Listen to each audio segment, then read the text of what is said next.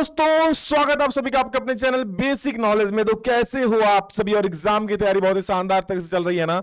और अब तो पढ़ना शुरू कर दो, क्योंकि एग्जाम अब आप लोगों के भैया आ चुका है, बिल्कुल नजदीक। नजदीक क्या, 4 फरवरी को आपका हिंदी का पेपर है। क्या समझे थे? क्वेश्चन नहीं भिड़ेगा। चलिए एक एक क्वेश्चन आपको बताते हैं किस प्रकार के प्रश्न आपके एग्जाम में पूछे जाने वाले हैं। इसमें मैं हिंदी का ऑब्जेक्टिव भी बात करूंगा, सब्जेक्टिव भी बात करूंगा, यानी फुल टू फुल प्रश्न जिस प्रकार से एग्जाम में आने वाले। इसके साथ ही और कुछ वीडियो अपलोड किए हैं, उसको जरूर देख लीजिएगा, है ना। और लाइव क्लास आप लोगों का अखंड लाइव क्लास चल रहा है, डिस्क्रिप्शन उसका लिंक दिया गया है ना। उस चैनल जल्दी से जुड़ जाओ, उसमें लाइव क्लास हम ले रहे हैं, और भी बहुत सारे धुआंधार शिक्षक ले रहे हैं। हर एक विषय का स्पेशल आप लोगों के लिए शिक्षक है, और एक भी प्रश्न बेटा बाहर नहीं आएगा। और इसको देख लो, हिंदी का अगर आप एग्जाम देने जा रहे हो 4 फरवरी को, तो इसको छोड़ना मतलब समझ लो अपने पैर पे कुल्हाड़ी मारना है ना। चलिए मैं दिखाता हूं आप लोगों का कि आखिर हिंदी में किस प्रकार के प्रश्न पूछे जाते हैं। वो सारा चीज आप लोगों को हिंदी का प्रश्न मोस्ट मोस्ट मोस्ट इंपॉर्टेंट और एग्जाम में प्रश्न से रहेंगे। चलिए बिना देरी के फटाफट से शुरू करेंगे बेटा आज के शानदार सेशन की। पहला प्रश्न है, और हाँ पहली बार सब्सक्राइब कर ही दीजिएगा, पुराने हैं तो मुझे पता है आप लोग कर ही दिए होंगे, नए हैं तो कर दीजिएगा, है ना, आगे और अच्छे अच्छे वीडियोस देखने के लिए। देखिए पहला प्रश्न आपका है, गोपियों ने बड़भागी किसे कहा है? देखिए बड़भागी की बात की गई है। बड़भागी मतलब बड़ा भाग वाला, यानी भैया बहुत भाग्य अच्छा है। तो गोपियों के पास कौन आते हैं? उद्धव आते हैं। क्या लेकर? कृष्ण का संदेश। कौन सा संदेश? योग का संदेश। जो उन्हें कैसी लगती है? अरे करवी ककड़ी, ककड़ी खाए और तीता तीता लगता है, ऐसी लगती है। क्यों? क्योंकि गोपियां श्री कृष्ण के प्रेम में एकदम मगन थी। और तभी आता है कि भैया आप कृष्ण को भूल जाओ, उद्धव ये संदेश लेकर आते हैं। तो उद्धव कहता है, अरे उद्धव आप तो बड़े भागी हो, आप श्री कृष्ण के समीप रहते हो, हमारा क्या, है ना। तो यहां पर गोपियों ने बड़भागी किसे कहा? उद्धव को कहा है। ऑप्शन नंबर 1 बिल्कुल सही हो जाएगा, है ना। नेक्स्ट, गोपियां किसकी अनन्य भक्त थी? तो श्री कृष्ण की भक्ति। किसकी भक्ति बेटा? कृष्ण की भक्ति। अगला प्रश्न आप लोग देखो, गोपियों ने उद्धव के व्यवहार की तुलना किससे की है? गुड़ खाई हुई चींटियों से की है, कमल के पत्ते और तेल के मटके से की है, दीपक और बाती से किया, कि फूल और भौरे से? देखो गोपियों ने उद्धव के व्यवहार की तुलना किससे की है, यानी उद्धव का व्यवहार कैसा है? बोल रहा कि उद्धव, यानी उद्धव ऐसे व्यवहार कर रहा है जैसे वो कमल के पत्ते जैसे हैं। मतलब जिस प्रकार कमल के पत्ते पानी में रहकर उस पर पानी का एक बूंद नहीं टिकता है, जिस प्रकार तेल का मटका में एक पानी की बूंद नहीं अटकता, उसी प्रकार उद्धव यहां प्रेम के मंदिर श्री कृष्ण के साथ रहते हैं, लेकिन उन पर प्रेम का कुछ असर नहीं है। तो उनका तुलना किससे किया है? कि कमल के पत्ते और तेल के मटके से। यहां गुड़ खाई हुई चींटियों की तुलना किससे की? गोपियों से की गई है। क्यों? क्योंकि गोपियां श्री कृष्ण के, जैसे गुड़ के आसपास चींटियां कैसे भिनभिनाती है, उसी प्रकार श्री कृष्ण के प्रेम में गोपियां भी एकदम मतलब समझो मंडरा रही हो, भौरे जैसी, है ना। चलो अगला प्रश्न, गोपियों ने किसे भाग्यवान कहकर संबोधित किया है? तो आपको अभी पता है उद्धव को। जी हाँ, उद्धव को भाग्यवान कहकर संबोधित किया है यहां पर गोपियों ने। अगला, गोपियों ने करवी ककड़ी किसे कहा है? उद्धव को, श्री कृष्ण को, स्वयं को, कि योग को? तो अभी मैंने कहा कि योग को। योग मतलब देखो, योग मतलब ये नहीं प्रणाम ऐसा नहीं। योग मतलब क्या? आप भगवान की भक्ति में लीन हो जाओ, है ना। आप जो कृष्ण से प्रेम करते थे, अब योग करो, तपस्या करो, कि भगवान मतलब भगवान का नाम जप करो, इस प्रकार से योग करो, है ना, साधना करो, इस प्रकार से। तो उन्होंने क्या कहा? भैया ये तो हमारे लिए कड़वी ककड़ी के समान है, जो हमारे गले से नीचे नहीं उतरती है। अगला क्या है? भ्रमर गीत में कौन सा रस प्रमुख है? भ्रमर गीत, श्रृंगार रस, वीर रस, हास्य रस की करुण रस? भ्रमर गीत, प्रेम का गीत, कौन सा रस होगा? श्रृंगार रस हो जाएगा। क्या हो जाएगा बेटा? श्रृंगार रस हो जाएगा। Very good. अगला देखो, श्री राम ने किसके धनुष को तोड़ा था? तो श्री राम ने परशुराम जी, शिव जी, ब्रह्मा जी या विष्णु जी? तो शिव जी के धनुष को तोड़ा था, है ना। श्री राम ने, तब परशुराम क्रोधित होकर आ गए, कौन है वो नालायक जिसने शिव धनुष तोड़ दिया? तो श्री राम जी बहुत एकदम विनम्र से कहते हैं, हे नाथ, ये शिव धनुष तोड़ने वाला आपका ही कोई दास होगा, है ना, इस प्रकार से कहते हैं। कौन? श्री राम जी। उन्होंने कहा, तब लक्ष्मण जी कहते हैं, ये शिव धनुष तो बस छूते ही टूट गया, हमने तो बचपन में ऐसे कई सारे धनुष तोड़े हैं, लेकिन तब तो आपने गुस्सा नहीं किया, ऐसा क्या खास बात है इस धनुष में? तो फिर परशुराम जी क्या बोलता है, हे मूर्ख बालक, तुझे ये कोई आम धनुष लगता है क्या? हाँ, जो तो कह रहे आम धनुष से तुलना किया है, मतलब फिर होता है बड़ा एकदम, है ना। चल आगे देखो, परशुराम को क्या देखकर गुस्सा आता है? श्री राम को, सीता को, स्वयंवर के आयोजन को, कि टूटे हुए शिव धनुष को? टूटे हुए शिव धनुष को देखकर वो क्या आग बबूला हो जाते हैं, है ना। हे नाथ, शिव धनुष को तोड़ने वाला तुम्हारा ही कोई दास होगा। ये शब्द किसने कहे थे? तो ये शब्द कहे थे श्री राम जी ने, है ना, श्री राम जी ने परशुराम जी को कहे थे। क्या होगा? ऑप्शन नंबर बी सही हो जाएगा। अगला, परशुराम ने मंद बुद्धि का बालक किसे कहा है? तो लक्ष्मण जी को, क्योंकि लक्ष्मण जी उनसे तर्क कर रहे थे ना, तो उनको क्या कहते हैं? मंद बुद्धि का बालक कहते हैं। अगला देखो, सहस्त्रबाहु कौन था? बहुत फेमस क्वेश्चन है। सहस्त्रबाहु कौन था? देवता, किसान, ब्राह्मण के राक्षस, है ना। तो यहाँ पर एक ऑप्शन है ही नहीं, और ये बहुत महत्वपूर्ण प्रश्न है। एक ऑप्शन होना चाहिए था राजा, है ना। ये एक राजा थे जिसका नाम क्या था? कीर्तिवीर्य अर्जुन। क्या नाम था? कीर्तिवीर्य अर्जुन। अच्छा, इसका नाम सहस्त्रबाहु क्यों पड़ा बेटा?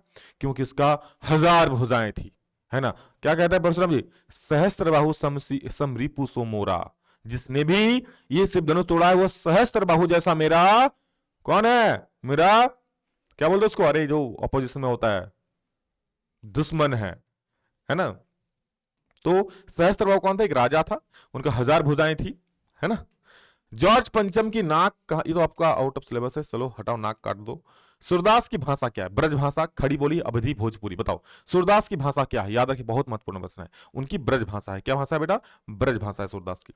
परशुराम का स्वभाव कैसा था? तो परशुराम का स्वभाव उदार, सुशील, क्रोधी की चंचल। तो उनका स्वभाव जो था बेटा क्रोधी था, है ना।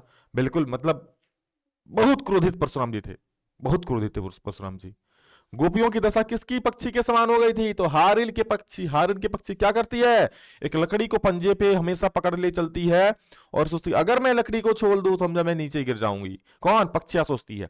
उसी प्रकार यहां पर गोपियों की दशा हो गई थी। वो श्री कृष्ण के प्रेम में इतने रम चुकी थी कि वही उनके जीने का आधार बन चुका था। कौन? श्री कृष्ण। श्री कृष्ण का प्रेम, है ना। बिल्कुल, आप भी किससे प्रेम करते हो, है ना। बट अभी का प्रेम तभी का प्रेम में भैया आकाश जमीन का अंतर है ना।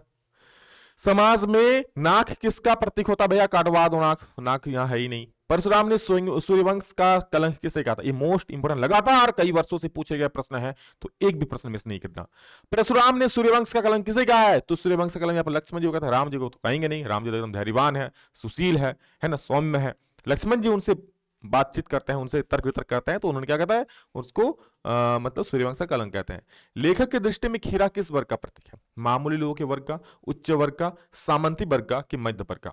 तो देखते हो किस प्रकार से जो लखनवी अंदाज चैप्टर में वो जो ट्रेन में जो आदमी जा रहा था, है ना, नवाब साहब, खीरा की फांकों को सुन सुनकर फेंक दिया था। तो लेखक क्या कहता है? ये मामूली लोगों के वर्ग का प्रतीक है ना।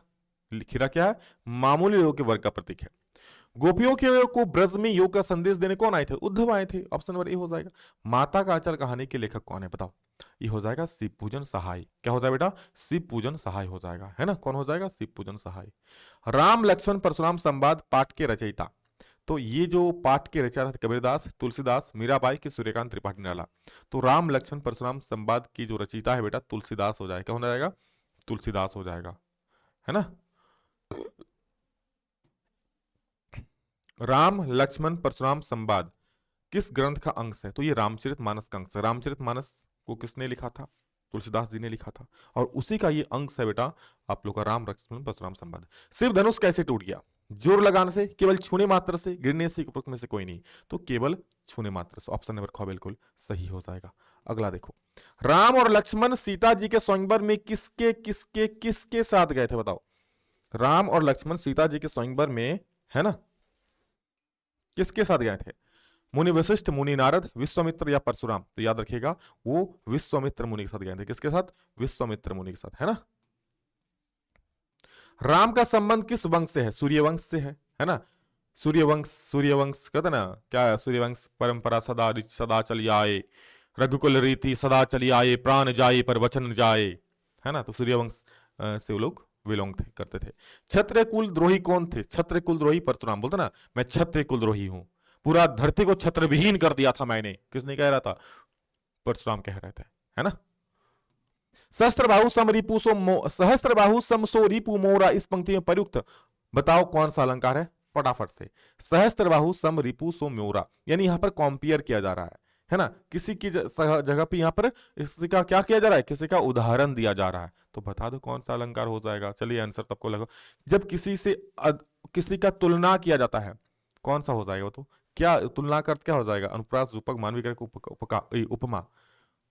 सुरवीर को अपनी वीरता में प्रदर्शित करनी चाहिए। कहां पर? तो स्वयंवर के समय, अपने को उनसे बड़ा बताने के समय, युद्ध भूमि में। तो भैया जो सच में सुरवीर होते हैं ना, जो सच में योद्धाशाली होते हैं, अपनी जो युद्ध क्षमता है वो युद्ध स्थल में दिखाते हैं। कहते हैं ना, आप लोग जैसा भी युद्ध के लिए तैयार हो रहे हो, कहां दिखाओगे? अभी घर में, अरे बहुत पढ़ लिया, दोस्तों के सामने एक दो दोस्तों में बहुत डिंग हाँकता है, अरे बहुत पढ़ लिया है, क्या आने दो क्वेश्चन फाड़ देंगे एकदम, है ना, ये दोस्त बोलते हैं।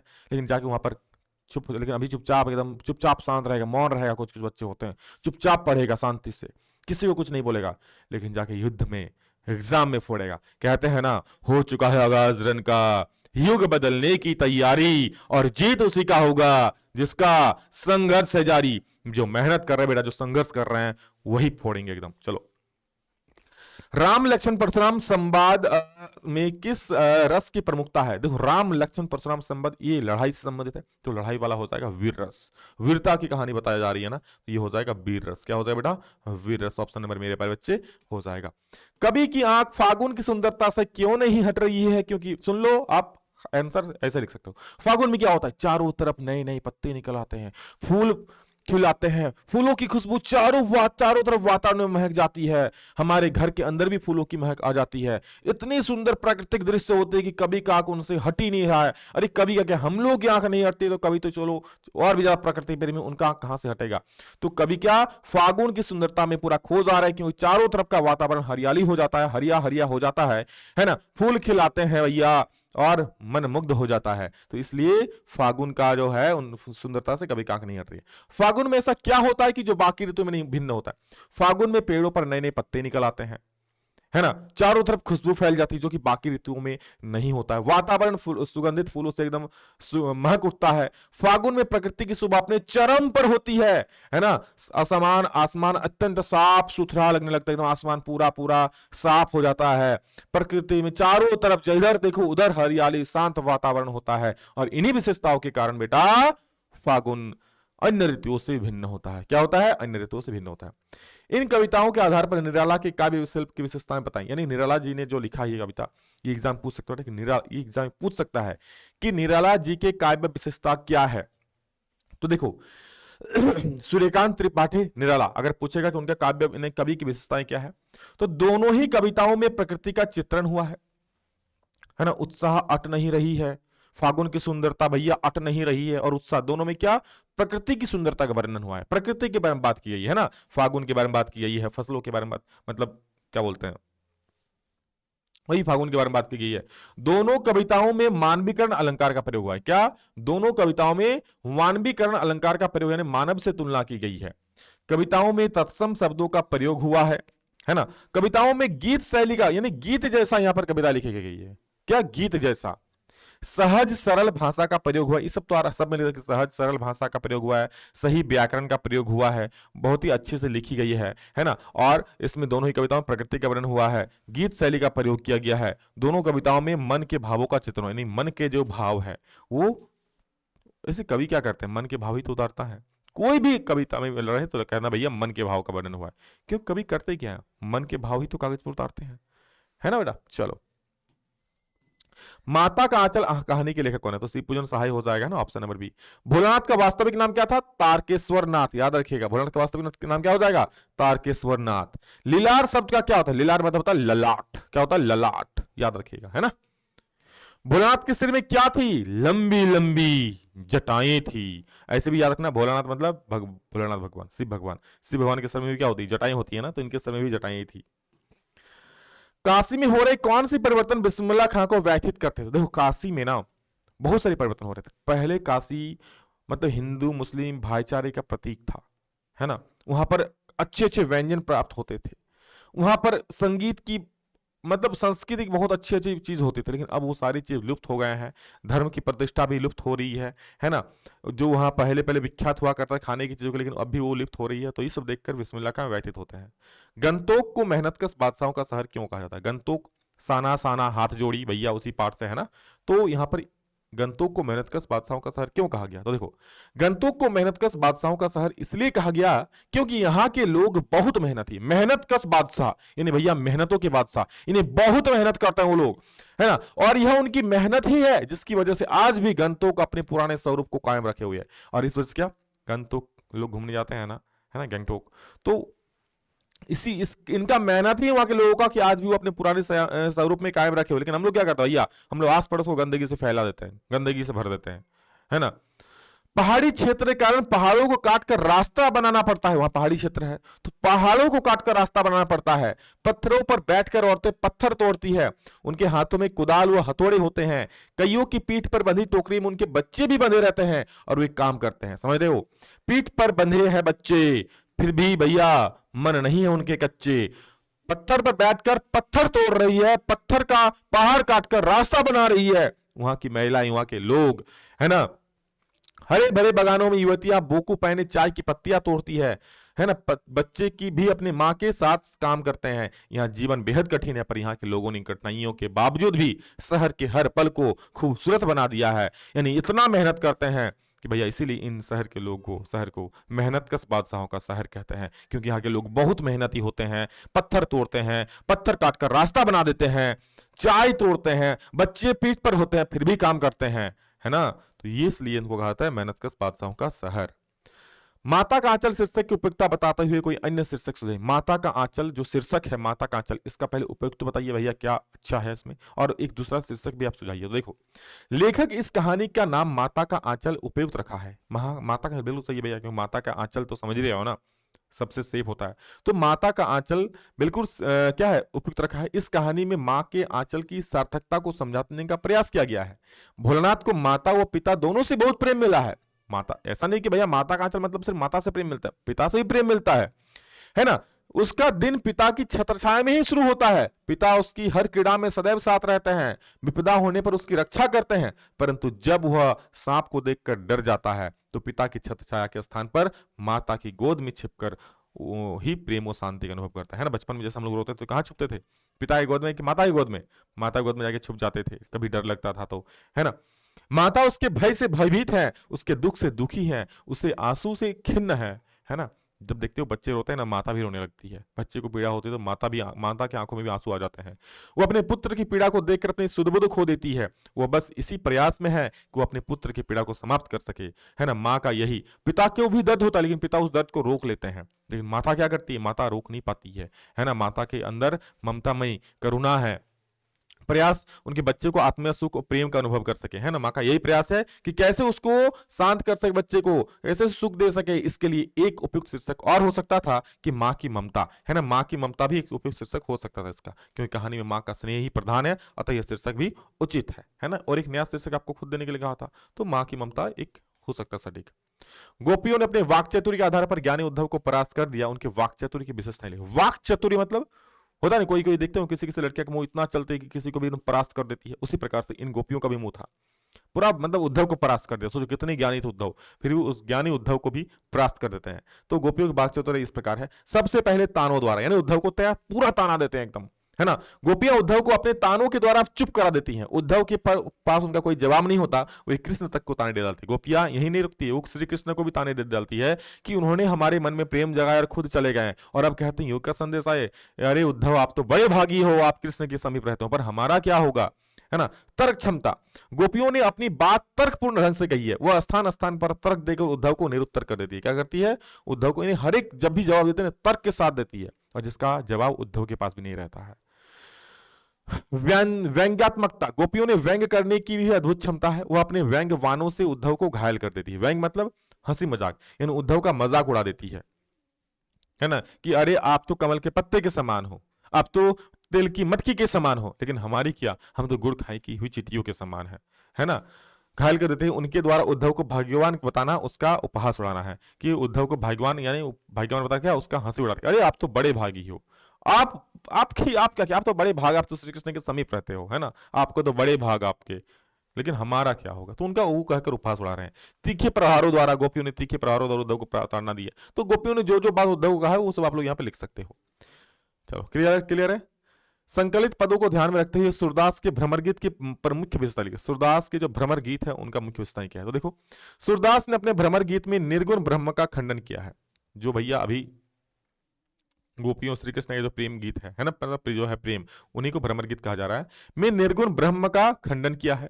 भ्रमर गीत में गोपियों के कृष्ण के प्रति अनन्य प्रेम को दर्शाया गया है। इसमें क्या दिखाया गया है कि गोपियां किस प्रकार से श्री कृष्ण से प्रेम करती है।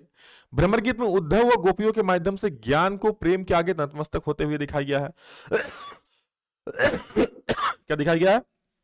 यहां पर गोपियां कितने, उद्धव कितने ज्ञानी है, लेकिन गोपियों के प्रेम के आगे वो नतमस्तक हो जाते हैं, वहां पर वो हार जाते हैं। कौन कौन हार जाते हैं? उद्धव हार जाते हैं, तो वो दिखाया गया है। भ्रमर गीत में गोपियों द्वारा व्यंग्यात्मक भाषा का भी प्रयोग किया गया, यानी हंसी उड़ाया गया है।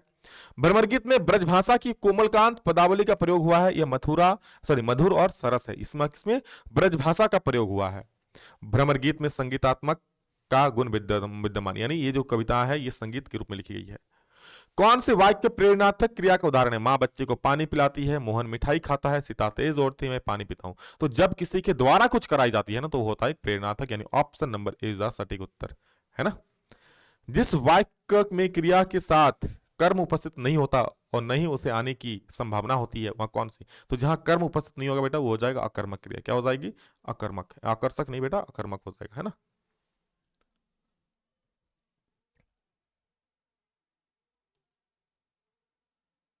यहां पर ऑप्शन में गलत है, अकर्मक हो जाएगा, ठीक है। सही उत्तर सी नंबर, है ना। तो राहुल ढोलक बजाता है, इस वाक्य की क्रिया का भेद बताइए। राहुल ढोलक क्या बजाता है बेटा? ढोलक। बस सवाल पूछना, क्या मिल गया जवाब? ढोलक। तो मार दो तड़क तड़क डिंग डिंग डिंग डिंग डिंग, सकर्मक क्रिया, है ना। Option number A. अगला देखो, आसमान में पतंग उड़ रही है, इस वाक्य में क्रियापद क्या? क्रियापद पूछा है। तो देखो यहां पर आसमान जो है बेटा ये कर्ता है, पतंग जो है कर्म हो जाएगा, और उड़ रही है ये हो जाए क्रिया, यानी उड़ रही है ये हो जाए क्रिया, है ना।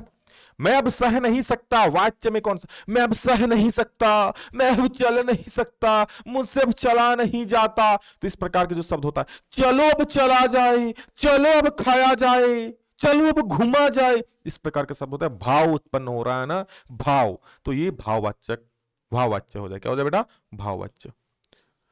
कर्म वाच्य का उपभेद क्या है? कर्म वाच्य का उपभेद क्या है? बोलो। चलो आज यहीं तक रखते हैं, इसका और एक पार्ट आएगा, है ना। ये अगला पार्ट तभी आएगा जब आप लोग इस वीडियो को ज्यादा से ज्यादा अपने दोस्तों तक शेयर कर दोगे, है ना। ज्यादा से ज्यादा इस वीडियो को शेयर कर दोगे। वीडियो अच्छा लगे तो बेटा प्यारा सा कमेंट जरूर करना, है ना। प्यारा सा कमेंट जरूर करना, सभी दोस्तों तक जरूर पहुंचा देना। क्लियर है? सभी दोस्तों तक। और डिस्क्रिप्शन व्हाट्सएप चैनल का लिंक है, वहां जुड़ जाओ। इंस्टाग्राम का भी लिंक है, वहां भी आप लोग मुझे जुड़ सकते हो, टैग कर सकते हो एग्जाम के समय। और लाइव क्लास का चल रहा है, तो उसका भी डिस्क्रिप्शन लिंक दिया गया है ना। चलो बता दो, कर्म वाच्य का उपभेद क्या है?